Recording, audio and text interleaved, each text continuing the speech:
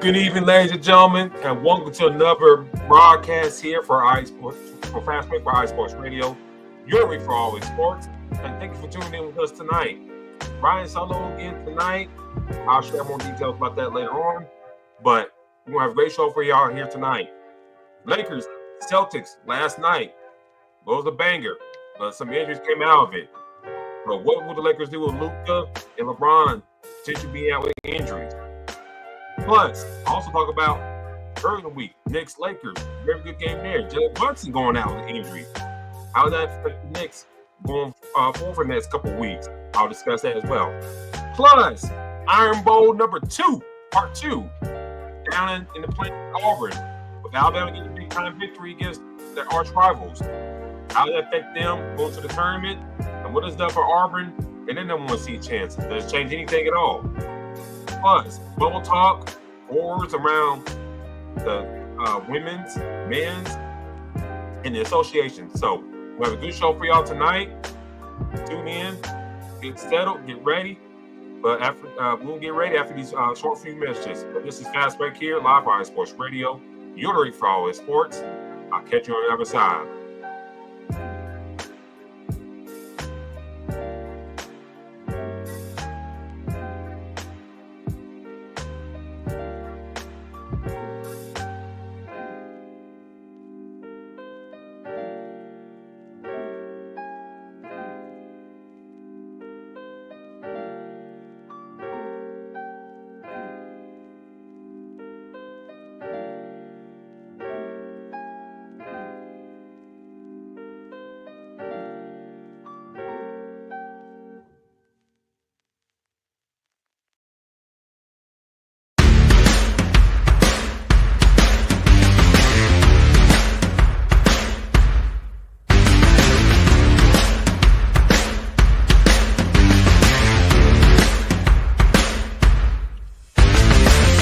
Hi, eSports Radio fans. This show is brought to you by Planet Jerky Premium Brisket Beef Jerky. Planet Jerky is the official jerky of the 2022 California League champion Lake Elsinore Storm, single-A affiliate of the San Diego Padres. This all-brisket jerky has gluten-free options, contains no MSG, no sodium nitrate, is low in sugar, and high in protein. Go to their website at planetjerky.net and follow them on Instagram at Planet Jerky. Planet Jerky, the jerky that's on a whole other planet.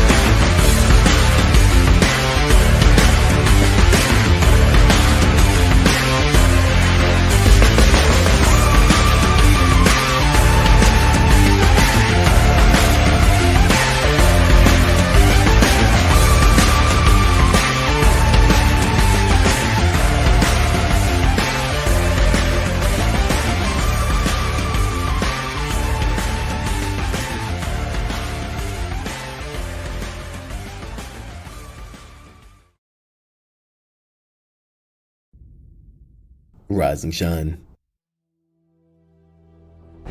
It's 4 a.m. The stars are still out. The sun is beneath the horizon, but it's time to punch in and go to work. The comfort of your warm-ups turns into the grinding out of your reps as the clinking and the clanking of the plates create a symphony of euphoria. There's no other feeling like it. Earn it, burn it, and take what's yours.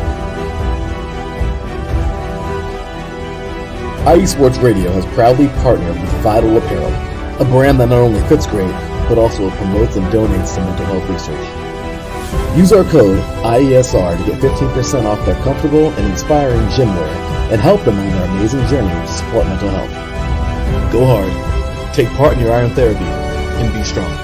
Because when your mental health is as strong as you are, there's no telling how far you'll go.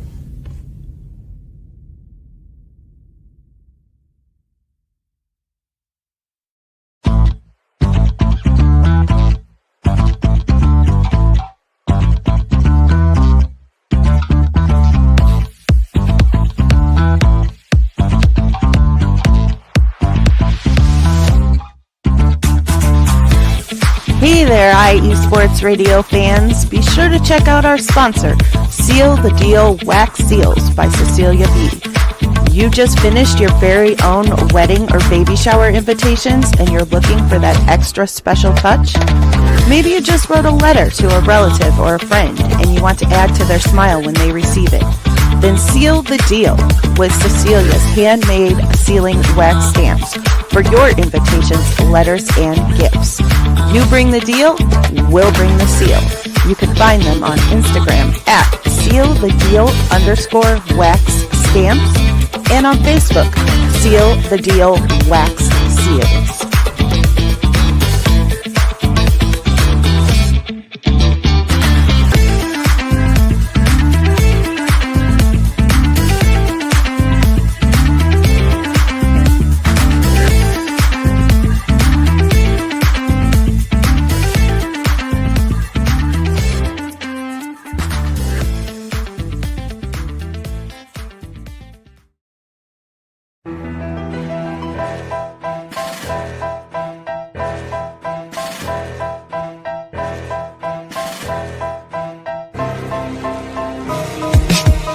For the last 10 years, IE Sports Radio has been bringing you amazing content ranging from interviewing legendary athletes, coaches, and other authorized media personnel to building tailor-made shows dedicated to all major sports cities around the country.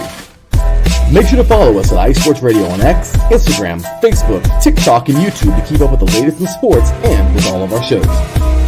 Also, make sure to check out our daily updated website at iesportsradio.com.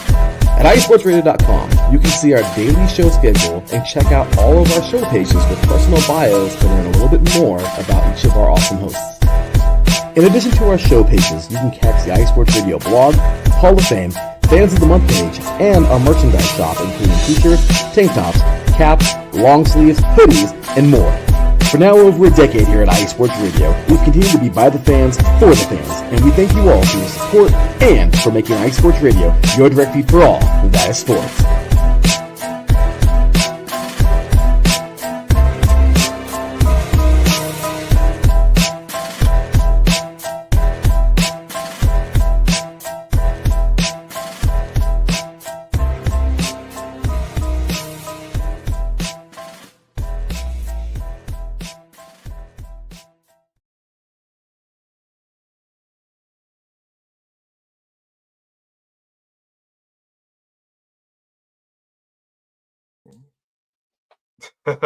All right, what's good, everybody? Thank you for tuning in with us tonight here for Fast Break here live for IE Sports Radio. Your week for all in sports.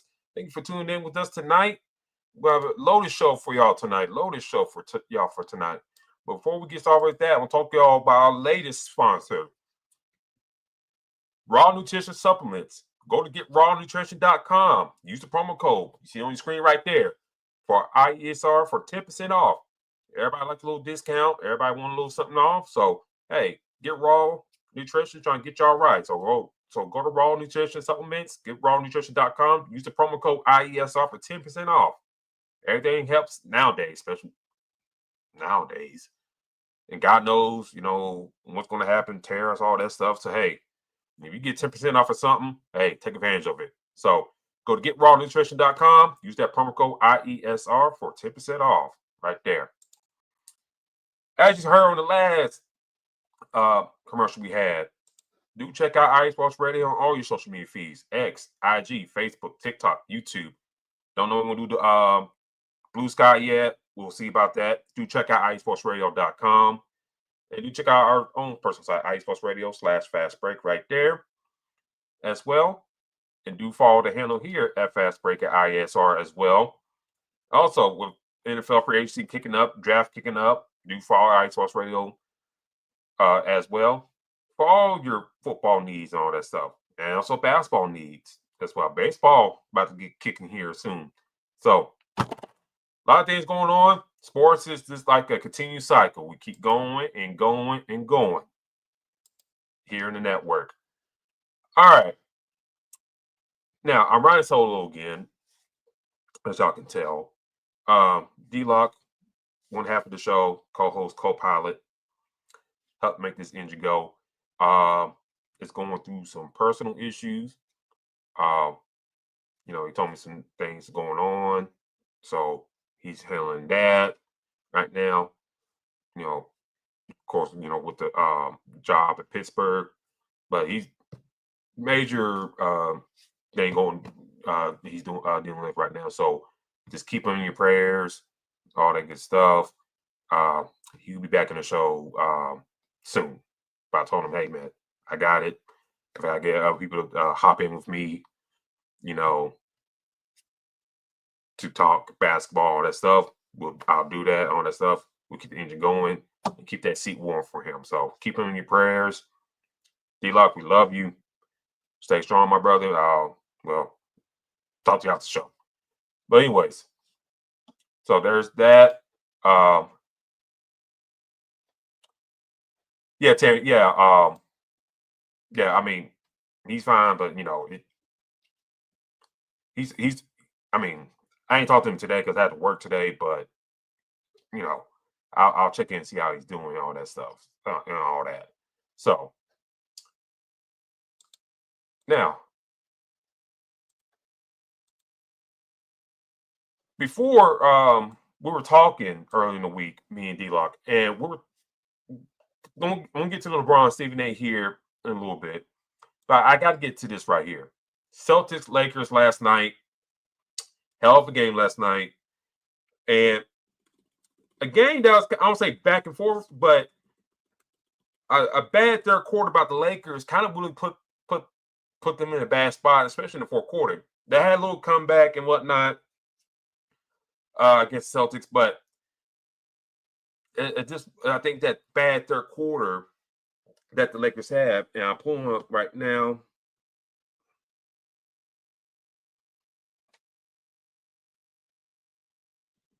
That bad for third quarter that they had against the Celtics, they doomed them. The Lakers look good. Jackson Hayes didn't play in the game, so they put Jared Vanderbilt in this spot. And I thought, for the most part, it worked pretty well. I think look, you can say LeBron was the tallest one out there for most of the point in the game, him being 6'8". They list Jared Vanderbilt at 6'9", but I think he's at least about 6'7", 6'8", if you want to be real about that. So, but everybody's above, in that starting lineup above 6'6". So I mean, it ain't the worst thing in the world. Okay, Lucas 6'7", Ron 6'8", Vanderbilt 6'8", Austin 6'6", Finney Smith about 6'7". So I mean, it ain't the worst thing in the world. You know what I'm saying? So in this matchup, I think coming to this matchup, the Celtics were resting their players for this matchup. The Lakers were going on a nice hot winning streak. If you're a Laker fan, you kind of wish that they didn't lose games against Charlotte and damn Utah, before they got this streak going, to kind of, make some more waves and try to kind of inch close to that number one seed in the West. I'm not saying they're going to catch OKC, but, those two, like, you got to beat the sorry teams. You got to beat the sorry teams. So if you beat, beat Charlotte and Utah early last month, you kind of chip away, with those, at OKC a little bit. And maybe you can, catch them slipping towards the end of the year and get that number one seed. Maybe not. But come to this matchup, you're on a little East Coast swing here for a little bit. Tomorrow they play against the Brooklyn Nets. But this matchup was a lot of fun. Luka, he had 30 plus points. Let's see, pull it up right now. God, NBA sucks, by the way. Yeah, Luka at 34 points. In that matchup, 8 rebounds, only 3 assists for Luka, which that got to be a little bit better. But he played very well, got his shots, got guys off the air, easy foul trouble. Should have got some more fouls called on him, because the Celtics at one point they were sitting there hacking him up and riding his back and stuff like that. And speaking of his back, seemed like he kind of hurt that back a little bit in that match against Boston. So, him possibly being hurt, LeBron hurting his groin, I think late in the third quarter. everything's not looking good. I mean, everything was looking good for the Lakers with Luka coming in.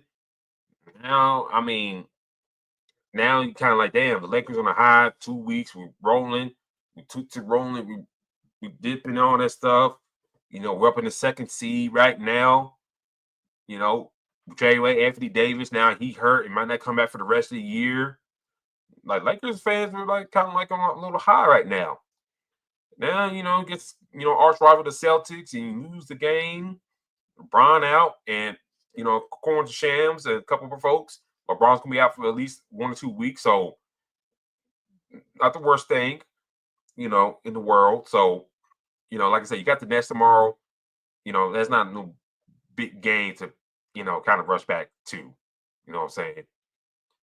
And with the Nets, they're tanking. So it's not a big deal to kind of come into trying to play in that game. Now, of course, you play in New York, Brooklyn. I'm pretty sure Brown would like to play in Brooklyn, but against the lowly Nets, I don't think it's the thing that the move to make, in my humble opinion. I'm trying to put it up. And then also Jackson Hayes, he might not play in that game, so he may be small again, or he may, if he don't play, plus you're playing the Nets, you might throw Trey Jemison out there in that starting role, possibly. Yeah, Luka don't play. You start this plug in Davidson there and get connect more minutes, all that stuff. Rui Hachimura still out for the Lakers. So, you still got those other guys behind him. So, if you're the Lakers, I think you don't want to lose position. Losing to the Celtics suck, but you don't want to lose position right now. And you got a team like the Nets, you got to beat the Nets. Got to. Because right now, they're like a game and a half ahead of Denver in the West.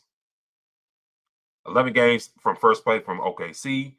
But I think the sweet spot for the Lakers, if you stay at least 2-3, and you get a favorable matchup in the first round, like the Clippers or Minnesota, I think they'll go a long way for the Lakers.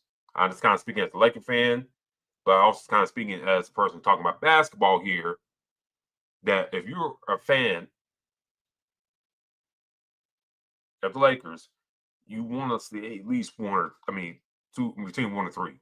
I say you're not going to catch the OKC, but if you stay between 1 and 3, and at least get the most favorable matchup between the Clippers and Timberwolves in the first round, or hell, whoever wins out of the play-in right now, we got Sacramento and Dallas seated in those spots.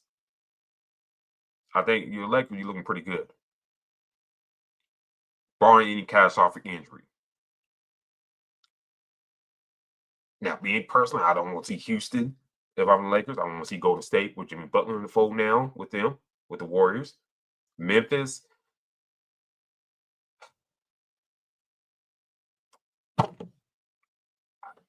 Memphis is tough. It's tough to gauge. When they on, they on. But I don't say that when they're off, but it's just like I think Charlie Jenkins has kind of got a little shortcomings with them, and then Jerry Jackson had the world's best rebounder for his size, which is really astonishing to me. But I think, do you want to see in the first round? Sure. If you think it'd be easy out.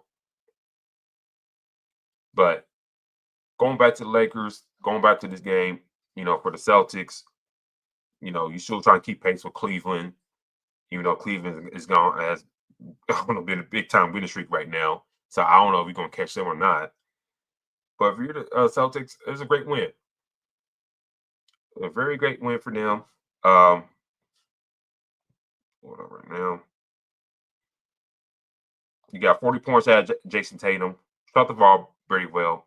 I hate the 6 for 16 for 3-point line. I hate that. They Boston shoot so many damn threes. I mean, they're very efficient at it, but I just hate how they shoot so many threes. And with Tatum and Brown, they can drive the lane better and get contact and stuff like that. I wish they'd do that more, to be honest with you. But, he had 40 points, 31 points for Jalen Brown in the matchup with the Lakers. You got solid defensive efforts out White and Holiday as well. You didn't go too deep in the bench in this matchup. Cornette, Hauser, Pitcher got both of your minutes for there. You didn't play Torrey Craig.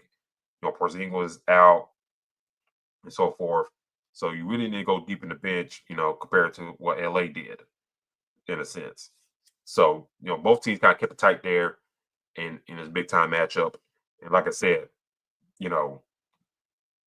that third quarter, LA only scored 13 points in that quarter, really doomed them, in my opinion. And they outscored them in the fourth when they were trying to make the comeback. But, like I said, too little, too late. But like I said, big time win for the Celtics. Great win for them. Real quick. For the Celtics, their next matchup tomorrow against the Jazz at home. I'm not saying it should be an easy victory, but it should be a victory they should win, in my opinion. Go to the chat real quick. Tyler Rodriguez brought up, Lakers have a fairly easy stretch coming up. If they can hold off until LeBron comes back, they'll be fine. And yes, let's dive into that Lakers schedule real quick. Like I said, they got the Nets tomorrow. And then, trying to pull it up. They got the Nets tomorrow. Then they play at Milwaukee on Thursday. Tough matchup there. Then they go to Denver. Tough matchup there. Then you got Phoenix on next Sunday. Prime time spot right there. And that Phoenix game could go either way. And it also depends if Luke is playing too. If Luke is back is certain, if he's gonna be out same time frame like LeBron, and then I don't say the Lakers are in trouble, but it's gonna be a real tough stretch for them right there. Then you got the Spurs back at home. So if they can hold off a little bit in this little stretch, I think they'd be okay. I think if you come out to win with Brooklyn, come out to win with Milwaukee, and then maybe if you come out 2-2 in this road trip, I think you look okay if you're the Lakers. So if you come out 2-2, lose to Milwaukee, lose to Denver, it's not ideal. If you beat Brooklyn, squeak out and win Milwaukee, and maybe squeak out on Denver, and you're looking real good. Losing to Boston, ain't good, but ain't the worst thing in the world. You lose to Brooklyn, I don't say sound alarm, but you can't lose to teams like that. But like Terrence said, if they can hold off, play pretty well, and if Luka plays, that's the main thing. If Luka plays, I think we're okay. But if he's not playing, those other guys got to step up to the plate. And I think those guys are well up to it. But Reeves, Cornette, Davidson, and those guys come in and play well. I think they'll be okay. But we'll see about that. So kind of went long in that segment. All right, I'm gonna take my first break. After the break, I know when me and D-Lock were talking, we're gonna talk about this. We'll talk about the Knicks, Lakers, talk about that game, Jalen Brunson injury, and then also talk about the main thing that came out of that, unfortunately, in that good game. Stephen A versus LeBron. Should LeBron approach Stephen A like that during the game? So I'll discuss that when we get back after these short matches here. But this is Fast Break here, live for iSports Radio, your direct for sports, and I'll catch you on the other side.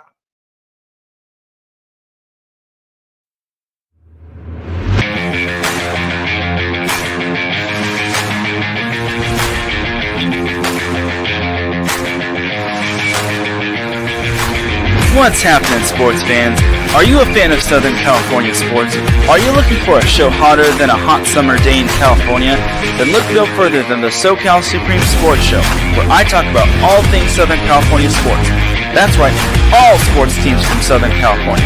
From the hard-hitting tackles of the NFL, to the killer crossovers and big three-pointers of the NBA and WNBA, to the grand slams of the MLB, to the bone-chilling goals of the NHL, and to the booming kicks of the MLS, the SoCal Supreme Sports Show has it all for you. Oh, and let us not forget about the college sports as well. So join me, Taryn Rodriguez, every week here on iSports Radio, your direct feed for all that is sports.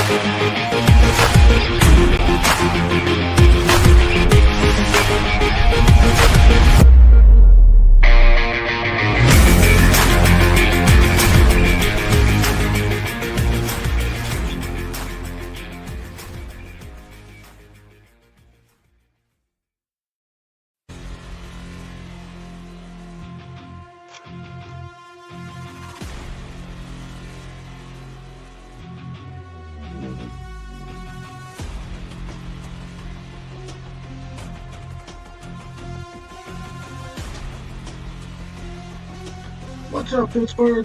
This is Ralph DeLeese, the host of the Injury Report on IE Sports Radio, your direct feed for all that is sports. Are you that passionate, diehard Steelers, Penguins, Pirates, or just a Pittsburgh sports fan? Then please join me on the Injury Report every Tuesday on IE Sports Radio, the direct feed for all that is sports. And I will update you on all that's black and gold and have you telling your Pittsburgh fans and friends what's up with Pittsburgh sports. Tune in Tuesday with me, Ralph DeLeese, the Injury Report on IE Sports Radio, your direct feed for all that is sports. Let's go!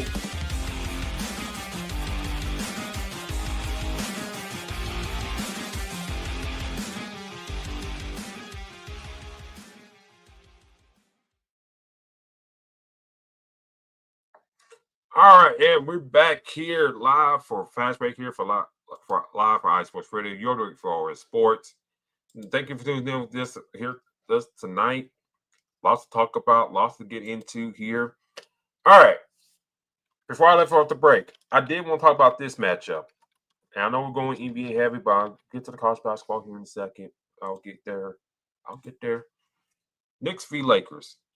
Matchup that happened early in the week. Great game. You know, the Lakers, I won't say squeaked out the victory, but, you know, they won in overtime, 113-109. Doncic had 32 points in that matchup, 12 assists, 7 rebounds, 5 turnovers, way too many for my liking. LeBron, 31 points in that matchup, 12 rebounds, 8 assists for him as well. Gabe Vincent. Got to get Gabe Vincent his flowers in this matchup. And I also kind of question why J.J. Redick didn't have him out in the overtime period when he was playing so well and making shots, and put Austin Reeves back in the matchup, in the lineup. But give Gabe Vincent his flowers. And J.J. Redick mentioned this in the post-game in the locker room. You know, Gabe Vincent, 12 points, 4 for 3-point land. He was making clutch shots when they needed those 3-pointers against the Knicks. Connect, 3 for 7 for 3-point land, 11 points for him. He played well as well. He played very well as well. Trey Jefferson gave some good, solid minutes as well. But Gabe Vincent, I think, was key for the Lakers to make it to overtime and eventually winning that game against the New York Knicks. And also, you know, in that matchup with the Knicks, you know, Jalen Brunson had 39 points, 10 assists, 4 rebounds. OG Onabi, you know, had that big shot to take it to overtime. He played pretty strong late in that game as well. But I kind of want to talk about this coming out this game. Jalen Brunson, he got hurt in that matchup late in that game, hurt his ankle. And pulling up, let's see.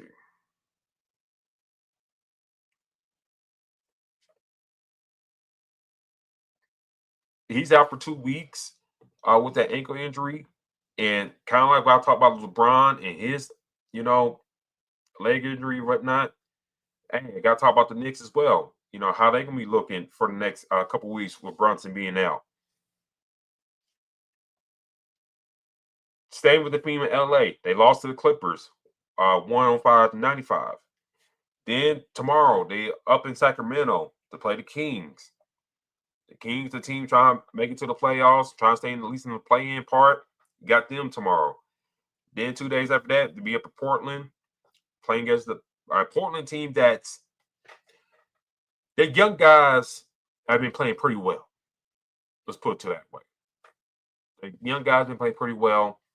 Young guys, again, a lot of times, young guys are showing progress that come next year should be more in line for a playoff push, in my humble opinion. Then after that, they go back down to California on Saturday to play against the Golden State Warriors in an ABC matchup. And then after that, go back home to play arch rival, the Miami Heat, on Monday.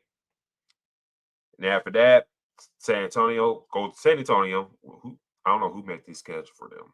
Go back to San Antonio to play the Spurs, then come back, play the Charlotte Hornets on the 20th on a Thursday. And then they got a nice little homestand until the end of the month. So, with Brunson being out, I think,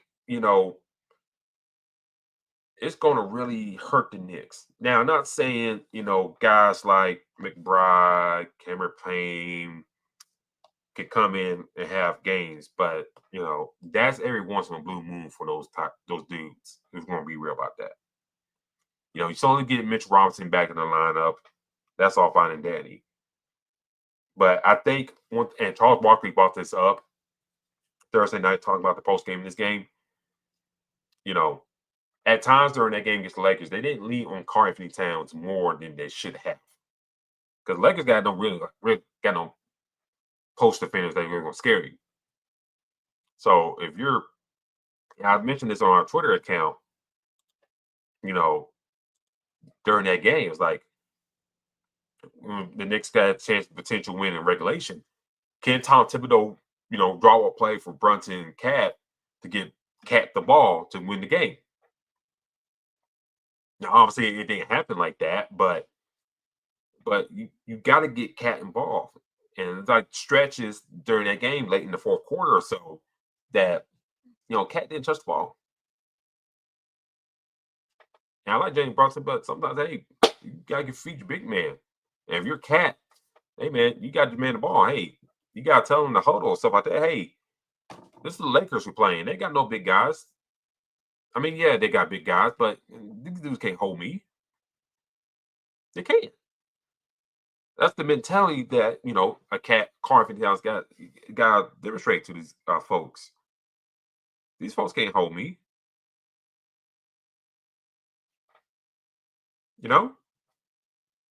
So, 12 points per Cat, 14 rebounds. That's unacceptable. Like I said, and in a matchup like this against the Lakers, when you don't have to worry about Anthony Davidson down low, you got to take advantage of that. Foul out Jackson Hayes, make him go deep in the bench, make them, wake up Alex Lamb on the bench and throw him out there and give him that work. Unacceptable coaching right there in my home female. I think a game that I think the Knicks should have won, but they didn't. If we're going to be real about that. I think a game of Knicks that should have won, but they didn't. But 39 points for Jalen Brunson, 10 assists for him. OG had 20 points. Josh Hart, 18 points for him, 10 rebounds on the outside of things. Like I said, the bench didn't really contribute. McBride had 0 points. And there's a guy you're going to depend more, with Brunson being out, along with Cameron Payne, who had 3 points as well in that matchup as well. Now, I seem like I got all that out the way. It was a great game. I enjoyed it with the overtime. Lakers came out, squeaked out with a big victory and stuff like that. But the main thing, discourse that came out in that matchup, I had to do this. I had to talk about this. I didn't even mention on the Twitter account. Like, the next day, I tweeted out saying, like, instead of talking about this game here, Jalen Brunson's impact and injury, what that can mean for the Knicks for the next couple weeks. LeBron, 50K, all that good stuff. South Carolina women's playing Vanderbilt early in the morning. We could talk about all that. But no.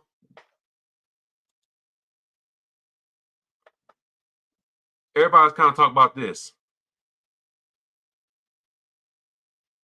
Now, on your screen, ladies and gentlemen, you had LeBron James in the third quarter of a game against on national TV or Max, however you watched it. I watched it on Max.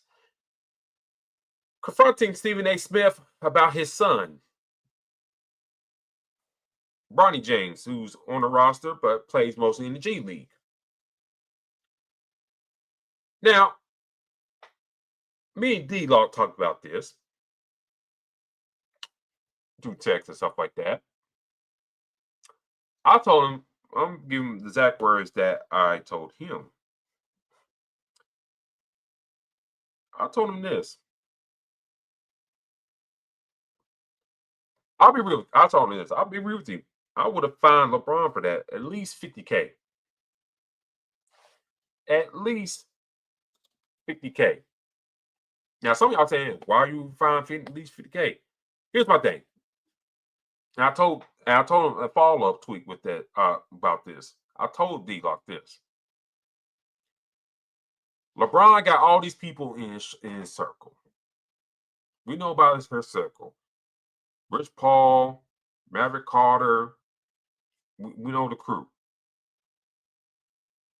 He plays for the Lakers. I know there's people in communications with the Lakers, press people, all that stuff. Work for the Lakers. We know Stephen A's been out in LA for the past week or so. I think LeBron probably knows this. I think it's just, for me, it's just too many folks out there that could have got a connection and stuff and all that stuff. That, hey, for these two gentlemen that you see on your screen right here to meet up and talk wherever you got to talk about.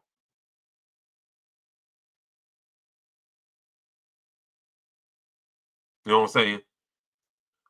They come in, like I told D-Locke, like, you got Rich Paul, Rob Pelinka, someone in Lakers media department to tell Stephen A, hey, LeBron won't talk to you before or after the game. How you want to do it? To discuss matters. And I think Stephen A probably cool with that.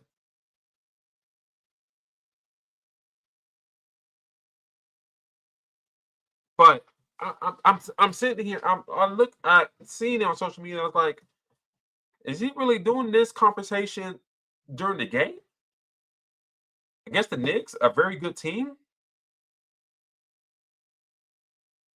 I know you got Scott Brooks and the Morrison right beside you, just in case something happens.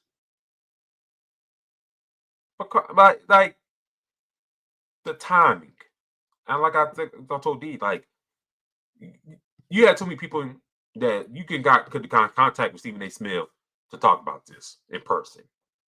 Is my point. Hell, you could have just said something on Twitter and be done with it.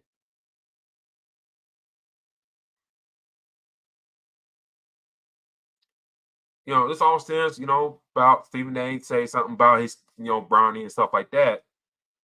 But a lot of folks say something. I don't say something about Bronny, but kind of criticize how this Bronny thing has gone along. Now, if you have been following this show for a while, me and D have been on the same path of this. That, to be honest with you, that Bronny should at least stay another year in school. If we're going to be real, I'll be on this camp for a while. D's been in the same camp. My always thinking with this with Bronny and LeBron and his approach of Bronny and stuff like that in his development as a basketball player.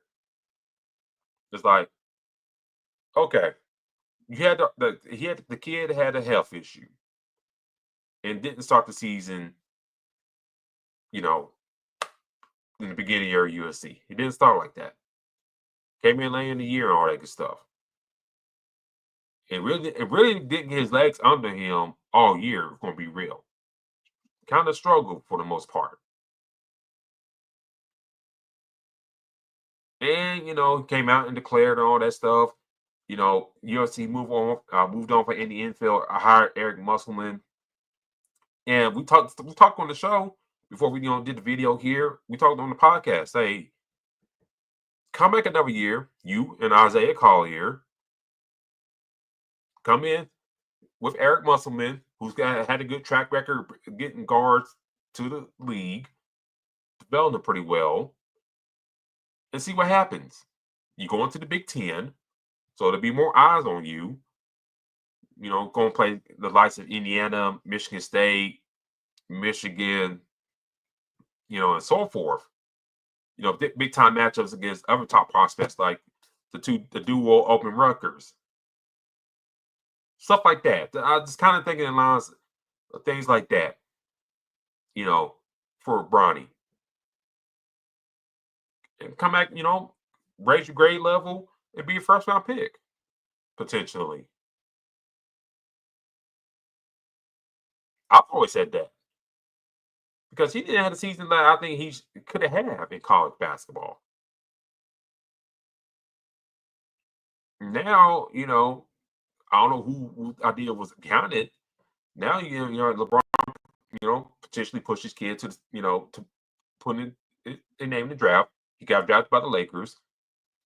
LeBron try, I guess, create this moment before he retires, because I think either next year or the year after, I think LeBron's probably going to hang him up, if it's going to be real. So this is my personal opinion. I think he probably pushed Bronny too soon to the league. What's real? I mean, like Bronny hurt for money. It's on his dad's watch. With NIL in college basketball, I think he would make a lot of money there. I think he kind of missed out on that boat. And in the world that college, the men's side needs stars, I think he could have been big star for college basketball, and especially in the Big Ten and whatnot. The potential State Farm ads, whatever, cars and all that stuff. SoCal, man, that's just easy money. But they went with this. Stephen A said what he said about a couple of weeks ago about Bronny. He's like, I don't know why LeBron's doing this to Bronny. Why is he pushing his son like this? And it's all stemmed from, the Philadelphia game that J.J. Redick stuck Bronny out there, and Tyrese Maxey got kind of waxed him.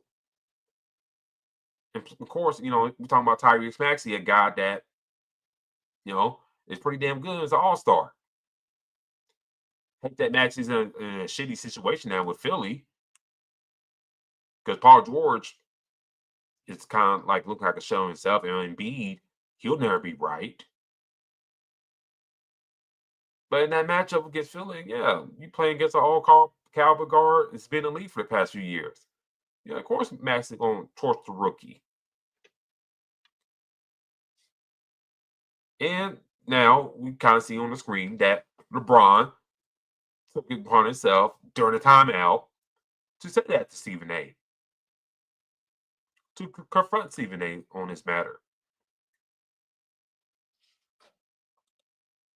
And I think he's in the wrong.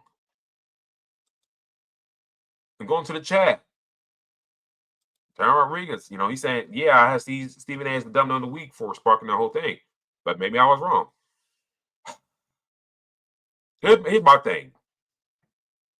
Bronny's not absolved from criticism for being in the league and whatnot. I think, his profile would be more higher because who his dad is. Some people I see online trying to bring up Michael Jordan's son, him getting arrested not too long ago for the cocaine possession, allegedly.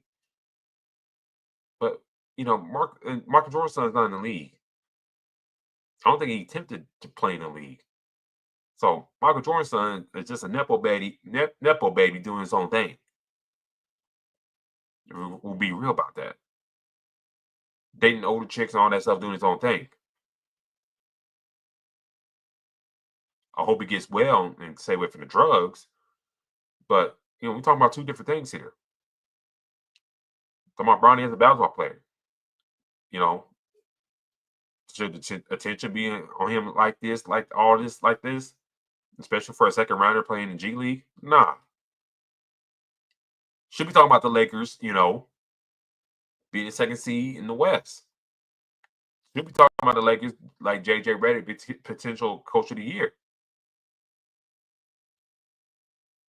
I still think it should go to Kenny Atkinson, but JJ might be in the running.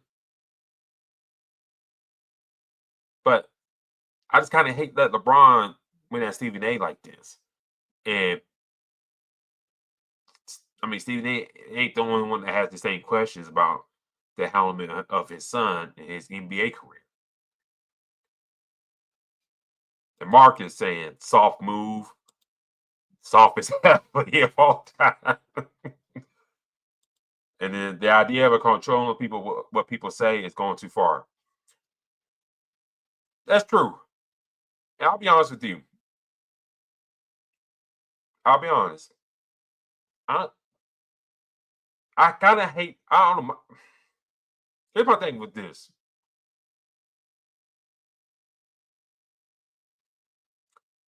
Why never LeBron never went at Skip Bayless like this? And Skip Bayless was on his like saying some wild, wild stuff about LeBron for years. You know what I'm saying?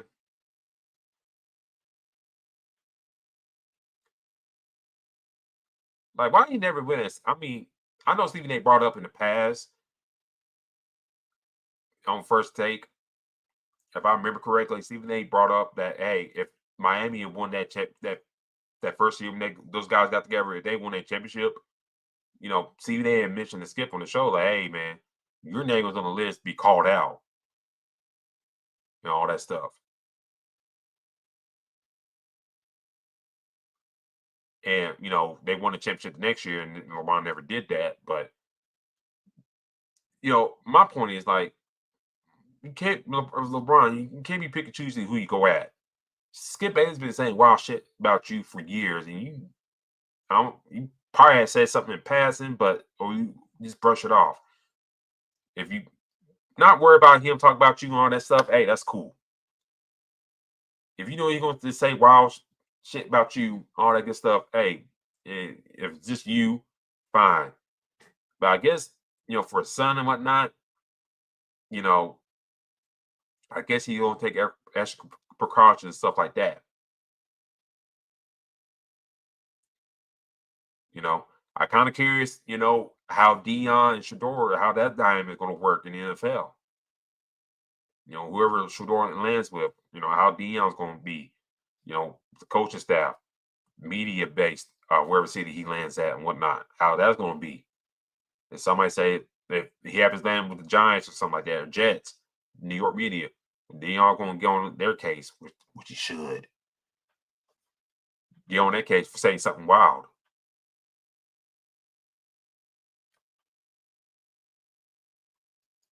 Like, we all, I mean, I got a little girl. I'll do anything to protect her. And I think I did a solo show a couple years ago talking about, Bronny and stuff like that, being an adult and stuff like that, being his own choice and stuff like that. I talked that before on the show. So I think, and I mentioned that on that solo show that at one point, LeBron and Savannah,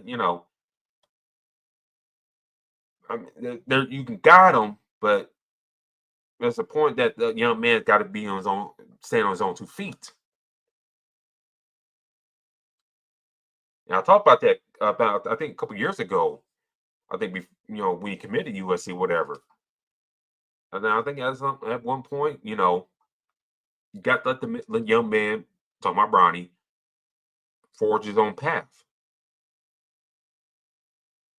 I get the protection from the father, but at one point, hey, Bronny's got to be his own man.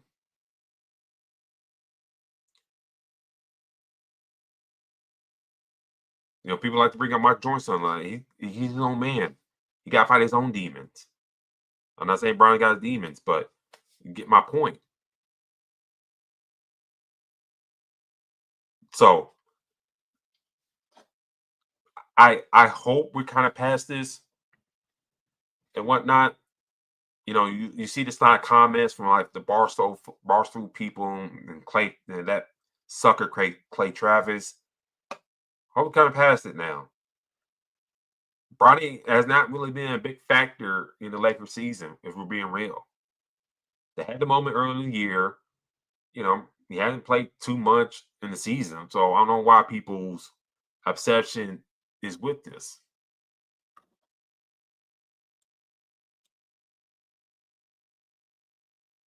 You know what I'm saying? It's different the kid playing and playing ball and people just saying wow crap about it. Yeah, I get it. But the exception with this kid and whatnot, if he plays or not, what's the point? And he's been playing pretty well in the G League with people on his level. And that's great. And I think he's not going to be asked to contribute this year. Let's be real about that. Because how loaded the Lakers are right now and what the position is.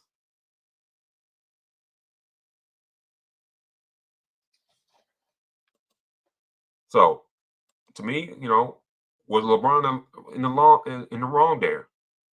Yeah, to me, yeah. And he's in the wrong to do it during the game. While we're trying to win a big time game before we go out and play at Boston, another good team. There's a time for place for everything. I think for me, LeBron chose the wrong time to confront Stephen A about this. And credit Stephen A, he didn't do anything back at that time. Because of course he read the situation, all that stuff, and didn't want to make a big scene out of everything. So I give Stephen A very much credit to just kind of like take the ass chewing and discuss it later on.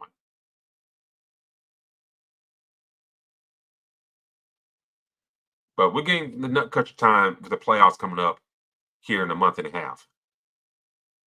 So hopefully put this stuff behind us and don't bring up, the kid again till maybe like Summer League or something like that.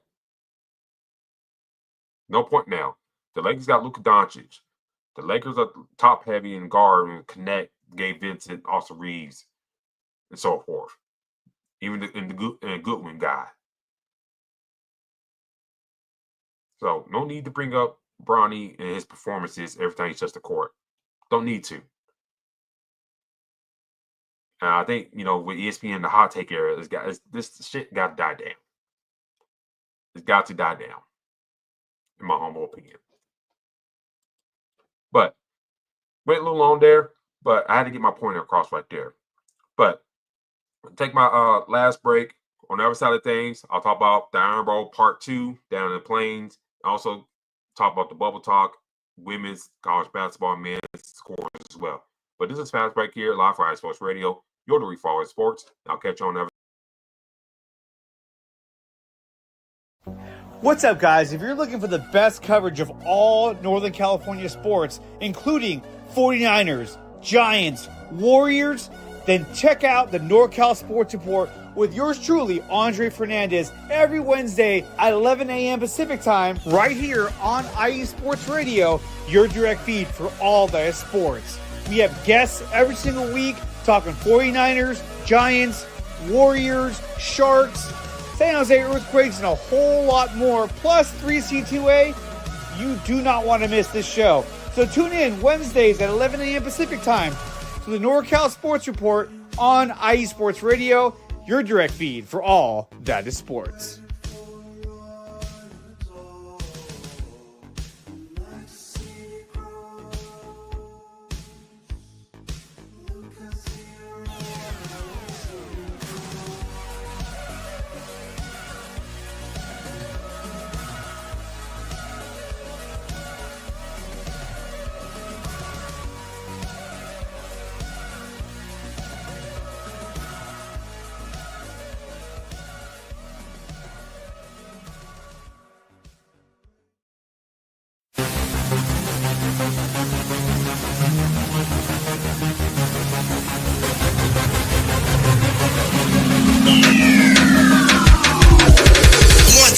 Everybody, this is Darren Rodriguez. Are you a fan of volleyball? Are you a fan of Thunderous Spikes? Then I have the show for you, Set Point, where I cover NCAA men's and women's volleyball, high school boys and girls volleyball, beach volleyball, and even professional volleyball. Catch the action every week here on IE Sports Radio, your direct feed for all that is sports.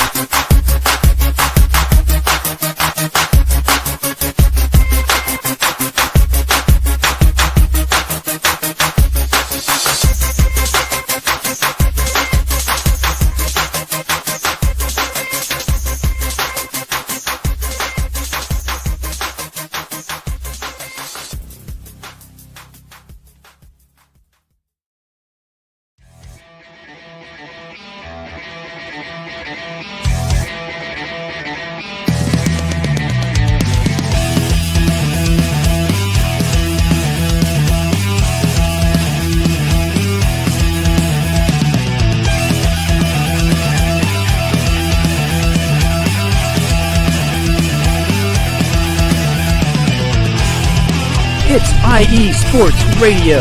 It is your direct feed for all that is sports. It is Philly Sports Talk with Cash and Chris every Tuesday night right here on IE Sports Radio, your direct feed for all that is sports. Philly Sports Talk with Cash and Chris is the most comprehensive view on Philadelphia sports exclusively right here on IE Sports Radio. You know what it is, your direct feed for all that is sports. Tuesday night, IE Sports Radio, Philly Sports Talk with Cash and Chris.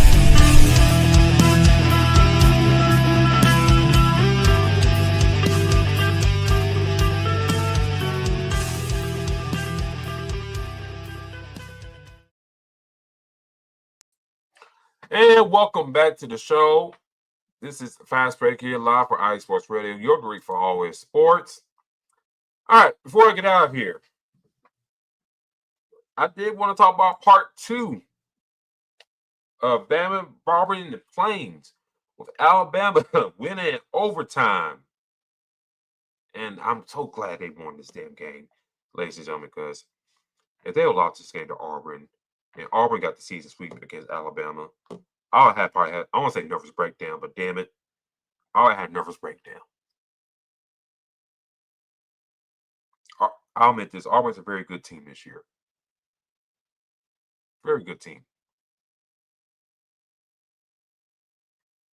But damn it, we cannot lose to them twice in a year. Especially this year in big stakes and stuff like that, with potential number 1 seeds in play.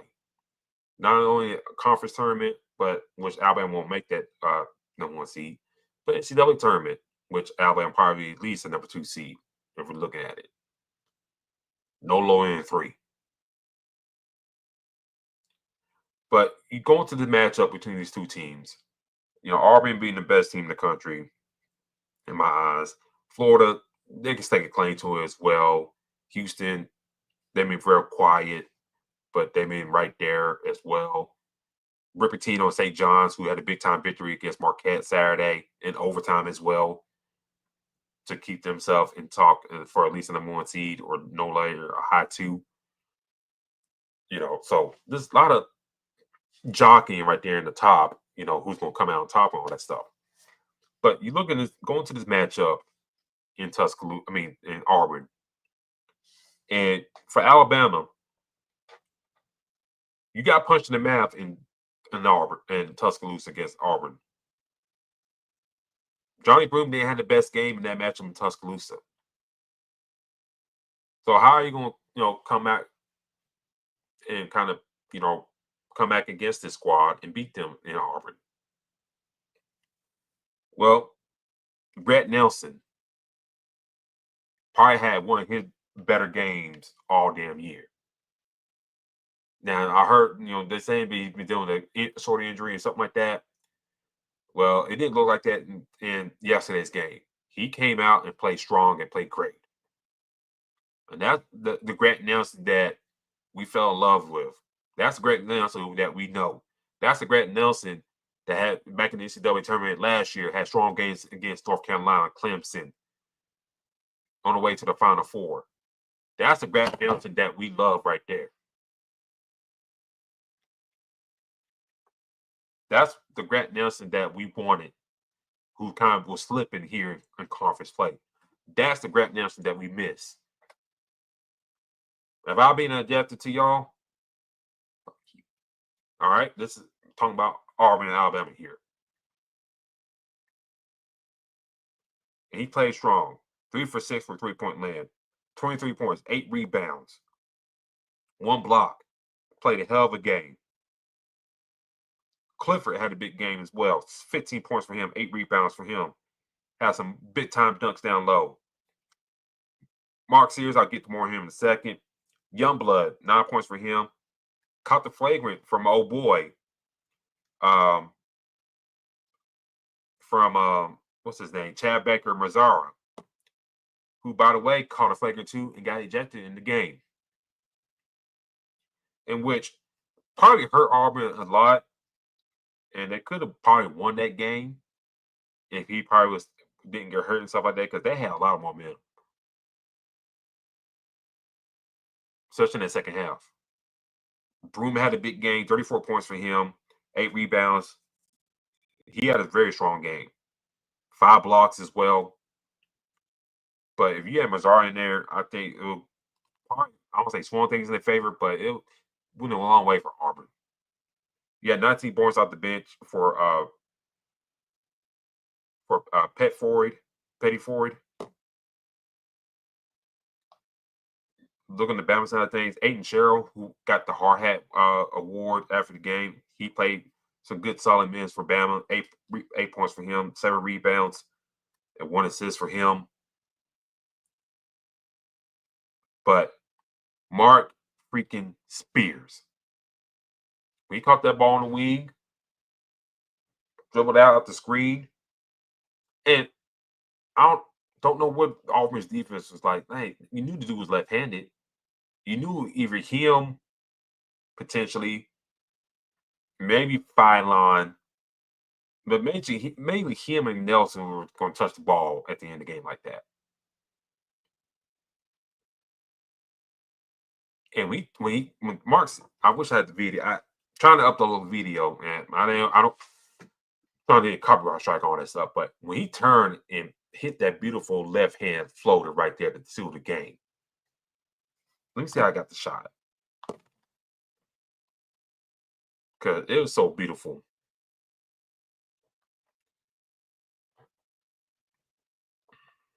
Let me see how I got it. Let me see if I got it. Let me see if I got it. Killing me.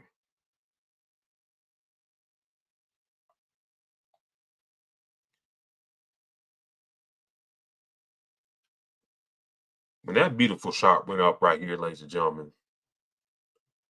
Fair use. Fair use. When that beautiful shot went up right there. Left hand with 3/10 of the second left in that game. Oh, I was happy. I ran around the house and stuff like that. Happy as hell. People can tell me nothing for the rest of the night. Now, God probably didn't want me to be too happy all damn night. Saw the Lakers lose and LeBron get injured. But damn, that damn game right there. That's rivalry week right there. You get punched in the mouth in your own house, okay. You take it back to the other house and you beat down your arch rival like that. And Mark Sears is having a hell of a few games, scoring 30 plus and whatnot. Didn't even score the ball like that because the big man showed up in that game. But when time needed and you need your leader to take over and win you the game, Mark Sears delivered that shot right there on Auburn and shut everybody up. When we don't roll eagle and all that damn stuff, get out of here. Back on the bus ride, back to Tuscaloosa, happy as hell.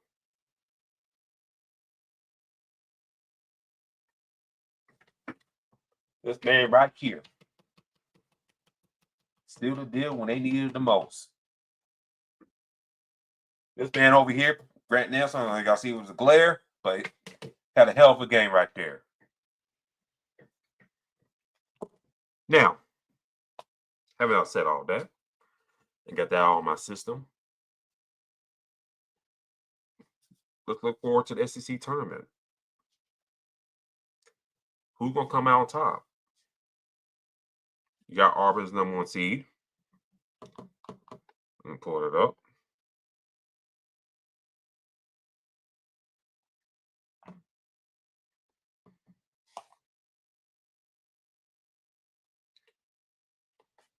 You got Auburn number 1. You got Florida, Tennessee, Alabama's your top 4. Under them, you got Kentucky, Mizzou, Texas A&M, and then Ole Miss. And after that, you got everybody else under that. Mississippi State, Arkansas, Texas, Oklahoma, South Carolina. Who's going to come out of the SEC tournament? It's going to be real tough, in my humble opinion. It's going to be tough. Can Auburn not let that game affect them? Come tournament time. Now you got some time, in between the buys and stuff like that to kind of shake that loss off.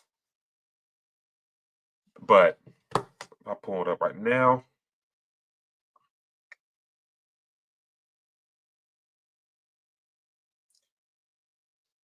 As I look at the schedule now, there's a potential matchup between Ole Miss and Auburn in the quarterfinals. If I look in between Alabama's path, you got a tough path between Kentucky, Florida, and Mizzou around that range. Auburn, chance you can see Tennessee in the semifinals. Auburn got the more easier path, in my humble opinion.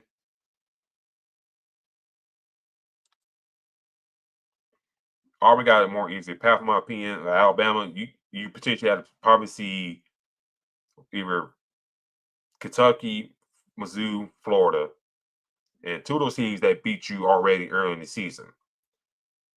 And were tough losses at that. So, my whole opinion, before we come back live next Sunday, or Selection Sunday at that, who's going to come out on top on this? For me, I'm not speaking as an Alabama homer, but I think Alabama might pull this off. I got Auburn as my number 2 choice, and my number 3 choice is Florida.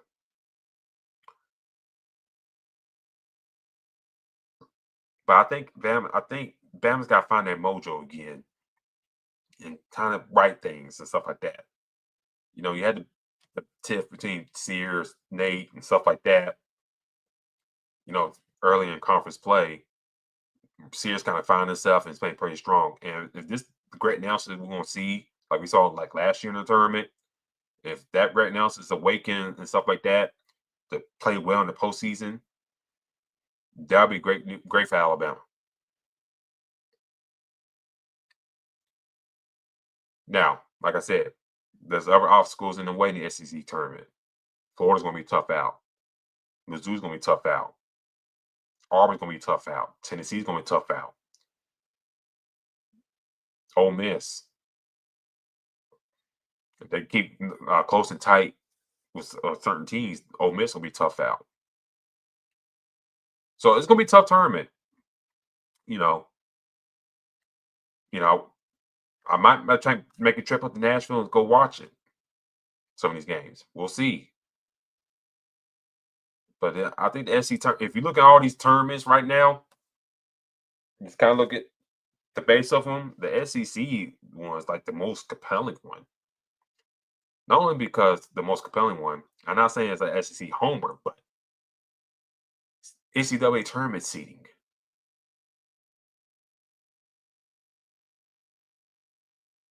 Okay. If Auburn lose in the quarterfinals, do they potentially still keep the number 1 seed? I think so, but it's going to hurt, if in more favorable way in their favor. What if Tennessee wins out the SEC tournament? Do they get locked up a number 1 seed? Florida, same thing. If they win out the SEC tournament, do they get number 1 seed? Bama, same thing. Do they get back in the conversation for number 1 seed?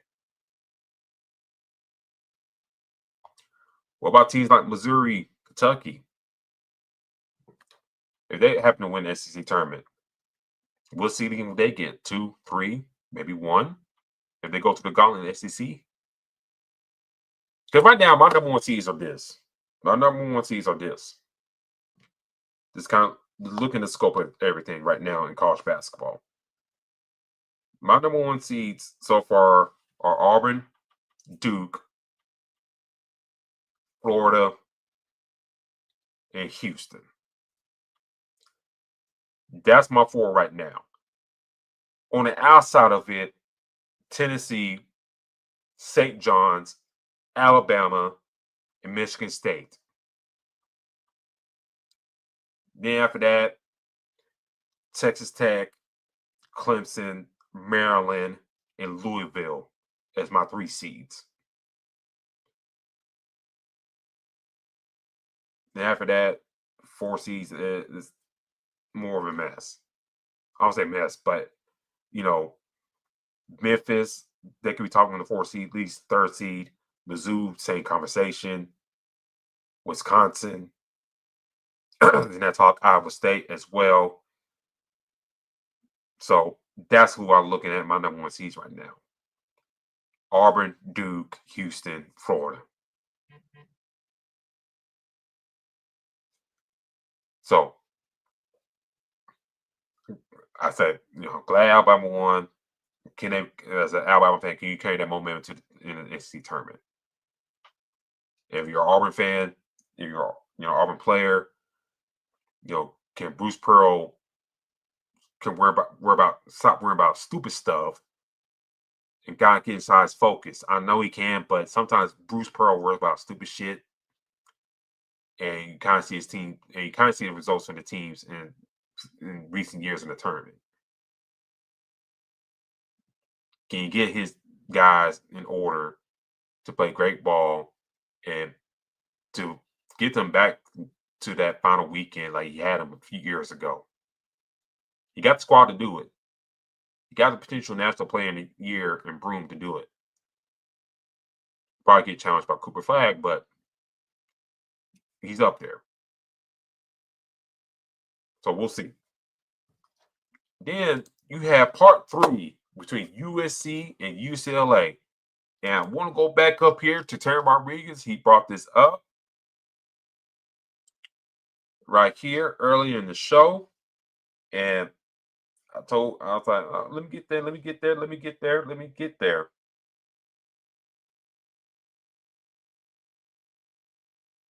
Try to pull it up, ladies and gentlemen. Oh, never mind, I had it. So you had this big time matchup between UCLA and USC. And I talked about this last week.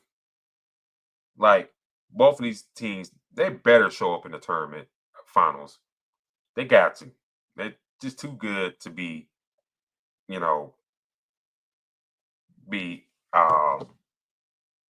eliminated by somebody else. Let's be real about that. So you have part 3 between these two teams. Of USC kind of taking the first 2 matchups. But this right here is for all the chips in the Big Ten. Mind you, first year in the Big Ten between both of these schools. And like Terry Rodriguez, I said, UCLA women's earned it. They were disciplined defensively in the second half. And that's all you need. Lauren Betts has 17 points, 5 rebounds, 2 assists, 4 blocks to lead the way for Lady Bruins. On the other side of things, Juju had 29 points. And I think one key thing that I don't want to say propelled USC in the previous 2 matchups against UCLA, Juju's defensive effort. She was getting like weak side blocks and stuff like that down low against the bigs against UCLA. But she had no blocks in this game compared to the previous times they played against UCLA. No blocks in this matchup. She had 4 steals, but 5 turnovers.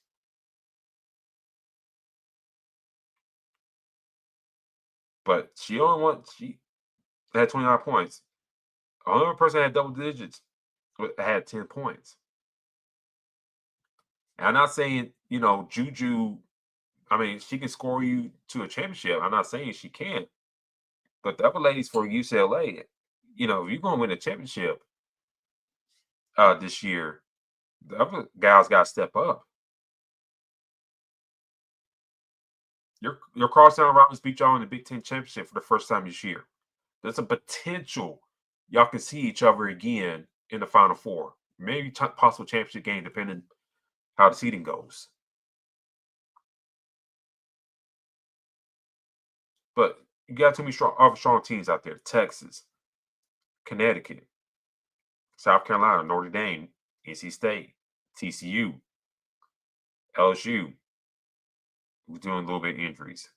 So there are strong teams out there. If Juju's not on, that other teams possibly clip y'all in the tournament. Now, it's going to happen later. But if you got championship aspirations, it was something to be clipped at that point, so close to the goal compared to earlier. I mean, being upset earlier will suck ass, but be clipped by UCLA potentially again, UConn, whatever, and your other contributing pro players not helping, it's gonna suck. It's really gonna suck.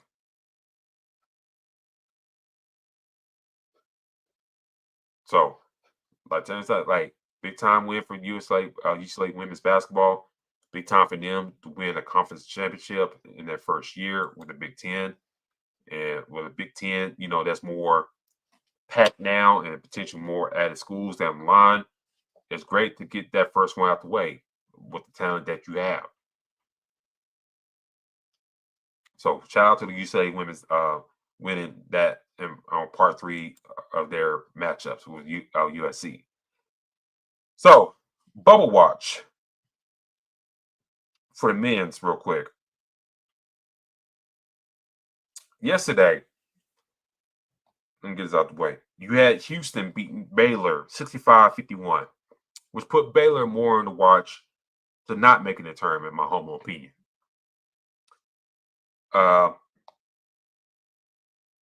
Duke beat Carolina and at Chapel Hill 82-69. I know I said last week's show that Carolina, they're on my bubble watch. I think they'll make the tournament, but it's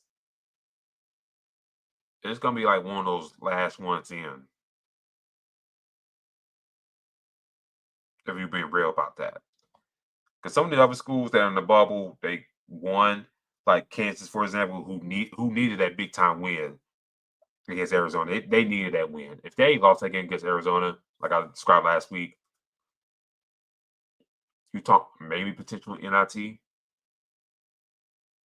But they get a big time win that kind of, I think, pushes more slightly into the tournament talk, but they're still in the bowl talk. But it depends how they come out in the Big 12 tournament, too. If they come out and lose first game in the Big 12 tournament for Kansas, then we're talking like butt cheeks tight watching CBS where they're going to be seated at. That type of bubble watch for them. Just looking around, Louisville, who I got as a potential 3 seed, they beat down Stanford, who's kind of on that bubble watch as well. Wisconsin took a bad loss to Penn State. That was a bad loss right there. Arkansas beat Mississippi State. Big time win for them and for them to kind of keep their talks alive. I still don't see them as a tournament team, but here lately, the past few games, they've been kind of winning games as late to kind of get them more stuff in the talk in the bubble. So, big time win for Cal and his team. We'll see if that will help things come, next Sunday. But they got to go deep in the tournament for me to make the NCAA tournament. We're gonna be real about that.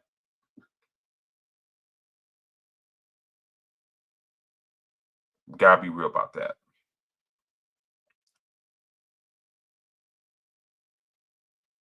And then going to today's matchup before I get out of here, I got to bring this up.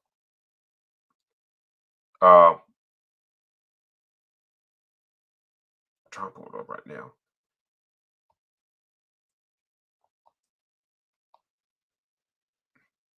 Yeah, UAB took a loss to Tulane. UAB, I think they still make the tournament, but they took a bad loss. On the Atlantic Sun Conference tournament, you had North Alabama, lose to Lipscomb, 76-65. I think North Alabama, a guy that's not too far from there, they should make at least the NIT tournament. A great season for them. Tony Pujols is doing a great job with that program. Really made it to his own over in Florence. It sucks that they didn't win the term, the guaranteed bid for the tournament, but I think it should make the NCAA tournament. I mean, some of these teams I'm talking about the bubble and stuff like that, they really sucked ass and didn't meet expectations. Team like North Alabama, I think the more deserving shot some of these bubble teams. But I think at least they'll make it the NIT bid, in my humble opinion. Nebraska took a loss to Iowa. So I think you put them out of the bubble talk. I think you looking at more of them as an NIT team. And Fran McCaffrey probably saved his job with that win, in my humble opinion. But looking around the country in the bubble talk, I think conference play is going to tell a lot of things about where all these teams going to be doing schools and stuff like that. Kansas got to have a big week conference tournament. North Carolina, them too. Wake Forest, Arkansas, UAB, like I mentioned. UCLA, I think it's on the bubble talk as well, the men's. I think there's so many big-time programs that's on the bubble talk. They got to have big, deep tournament runs and stiff a chance of the tournament. But, we'll see how things shake out throughout the week. Do follow us here on Aspect ISR for all your news, feeds, all that stuff, game analysis, all that stuff. A lot of basketball. I'm trying to get everything out as best as possible as well. So, dive on to that there. But this has been our show tonight, ladies and gentlemen. Thank you for tuning in with us tonight. Like I said, do follow the handle right there, Aspect ISR. On X/Twitter, what you want to call it. You follow Black Dash, D-Locke at Black Dash 813, Black Dash 813 on X/Instagram as well. Post a lot of good stuff on there. Talk about his Bucks track and all that stuff on there. So do give him a follow and like in there as well. You follow me on X/Twitter right there at Spawn4288. That's Spawn4288. My handle right here, the Crooks Process. Do follow that on Instagram and Facebook. Posting stuff on there. Follow me on TikTok as well. I'll drop a video here in a little bit about Titans cornerback situation. So do look out for that as well. Like I said, do follow Ice Sports Radio. Click below all your social media feeds.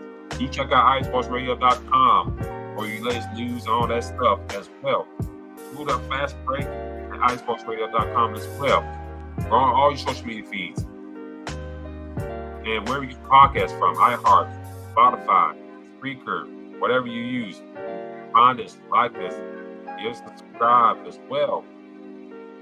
But until then, ladies and gentlemen, next week, might work on some special guests, Tournament Sunday, the Selection Sunday, and talk about that, get real heavy, deep in that. What's going to happen in the world of basketball, how LeBron's injury going to affect the Lakers, all that good stuff. So a lot to talk about next week. But tune in to then. I'll talk to y'all later. Peace.